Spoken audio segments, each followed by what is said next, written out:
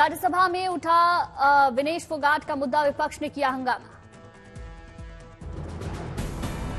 नेता प्रतिपक्ष मल्लिकार्जुन खड़गे राज्यसभा विनेश के मुद्दे पर चर्चा की मांग की। कहा, विनेश फोगाट का मुद्दा काफी अहम है। राज्यसभा सभापति जगदीप धनखड़ ने विपक्ष को राज्यसभा में विनेश के मुद्दे पर चर्चा की नहीं दी इजाजत। विपक्षी सांसदों ने किया वॉकआउट। बीजेपी सांसद जेपी नड्डा ने कहा, विनेश का मुद्दा पक्ष विपक्ष का नहीं, सारा देश उनके साथ खड़ा है। कल पीएम ने उन्हें चैंपियन ऑफ द चैंपियंस कहा था, लेकिन विपक्ष इस पर भी बांटने में लगा है। जहां तक विनेश फोगाट का सवाल है, ये कोई पक्ष और विपक्ष का सवाल नहीं है, यह देश का सवाल है और सारा देश उनके साथ खड़ा है। दुर्भाग्य इस बात का है कि इसको भी हम पक्ष और विपक्ष में बांटने का प्रयास कर रहे हैं। राज्यसभा में विपक्ष के हंगामे करने पर विपक्ष सभापति जगदीप धनखड़ आक्रोश में कुछ ही देर के लिए छोड़ दी अपनी चेयर। जगदीप धनखड़ ने एक अखबार में अपने बारे में अमर्यादित टिप्पणी का जिक्र किया। कहा, मुझे इस सदन से भी अपेक्षित समर्थन नहीं मिला, ये मेरा नहीं, पद की गरिमा का अपमान। मैंने देखा है,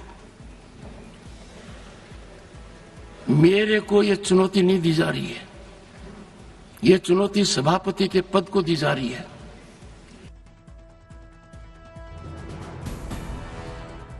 जगदीप धनखड़ ने सदन में एक विपक्षी सांसद पर अमर्यादित आचरण का लगाया आरोप। जयराम रमेश के हंसने पर भी धनखड़ हुए खफा। भूस्खलन की तबाही के बाद अब वायनाड जाएंगे प्रधानमंत्री नरेंद्र मोदी। 10 अगस्त को पीएम वायनाड का करेंगे हवाई सर्वे।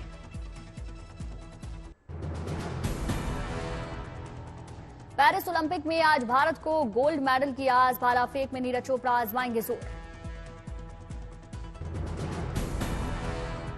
लगातार दूसरे गोल्ड मेडल के लिए मैदान में उतरेंगे नीरज चोपड़ा। इससे पहले टोक्यो ओलंपिक में जीता था स्वर्ण पदक।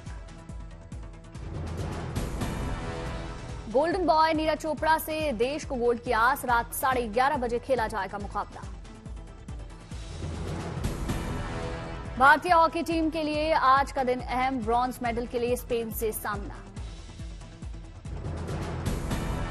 शाम 5:30 बजे से होगा भारत और स्पेन का महामुकाबला। भारतीय फैंस को मेडल की आस।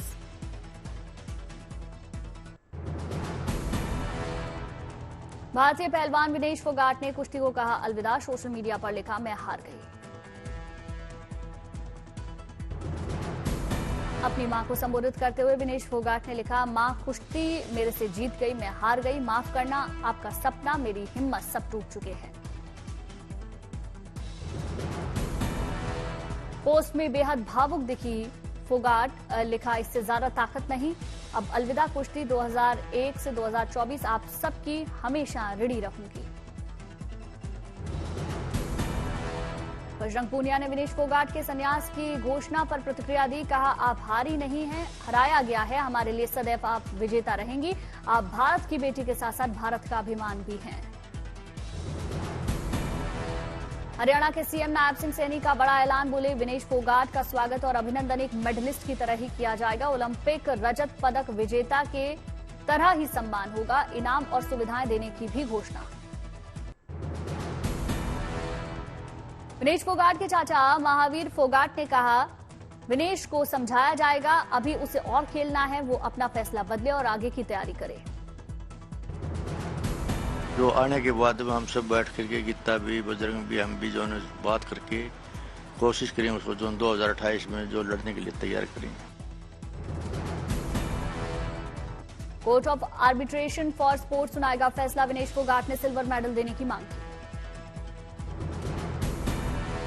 विनेश का वजन उनकी तय कैटेगरी 50 किलोग्राम से 100 ग्राम निकला था ज्यादा। ओलंपिक एसोसिएशन ने उन्हें फ्री स्टाइल महिला कुश्ती के लिए अयोग्य घोषित किया था।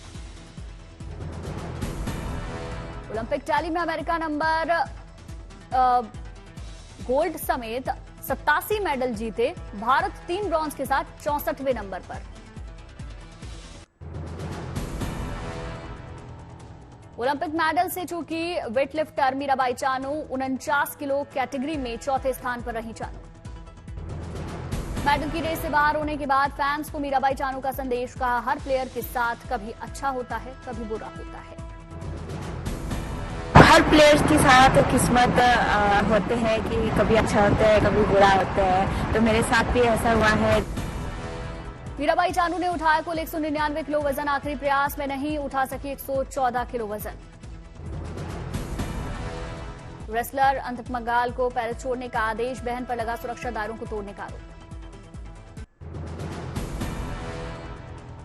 लोकसभा में वक्फ बिल पेश, अल्पसंख्यक मामलों के मंत्री किरण रिजिजू ने पेश किया, विपक्ष ने विरोध किया। एनडीए सरकार की होगी पहली अग्नि परीक्षा, अल्पसंख्यक मंत्री किरण रिजिजू पेश करेंगे बिल। लोकसभा सांसदों को वक्फ बोर्ड संशोधन बिल की कॉपी दी गई, वक्फ बोर्ड संशोधन बिल में होंगे 44 संशोधन।